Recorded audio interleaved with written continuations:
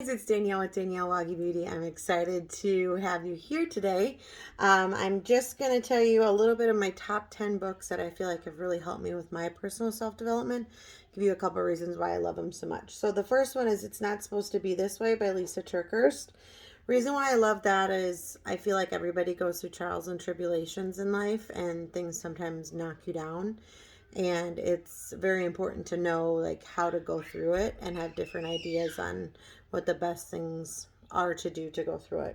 The next one is Uninvited. Oh, there's so many thoughts and people that come into our life that weren't necessarily uninvited. It's also by Lisa Turkhurst that I absolutely love the way that she kind of teaches you with grace on how to handle all of those obstacles. You might hear Jax behind me, but hashtag real life. The next one is Born to Win by Zig Ziglar. He's a huge self-development guy if you don't know him or of him. But the reason why I love him so much is he puts everything in real life situations and is really, really relatable. Another one by Lisa Turkis that I love is Forgiving What You Can't Forget. There's definitely a difference between forgiving and forgetting, right? But she goes through on you can give forgiveness, but you don't forget it. And just by forgiving, you don't have to reconcile either. She kind of like explains that through there. The next one is the Women's Study Bible in the NIV version. The Bible is probably the biggest self-development book on the planet. So that's the one I like to read because it kind of has like a guide with it. Fear is My Homeboy by Judy Holler. She's hilarious. She uses like up to date, if you're, watching this now and in these times, she uses up to date words and verbiage, try to kick fear in the booty or the gut. No Excuses by Brian Tracy.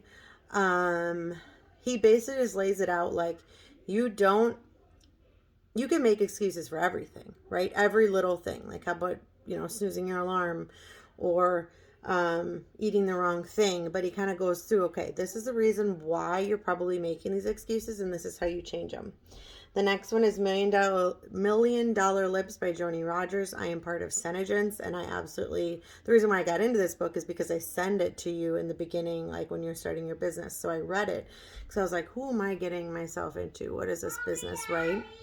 And that one, she basically talks about how she built, now it's billion, but was $1 million lips and how she built it.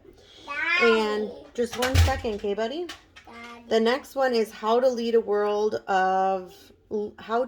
a World of Distraction. I think it's Scroggins, but it's Clay Scroggins. It talks about how there's so many things in this world that can distract you. It helps you hone in on, knowing the difference between, okay, is this a distraction or is it actually something you need to do in life?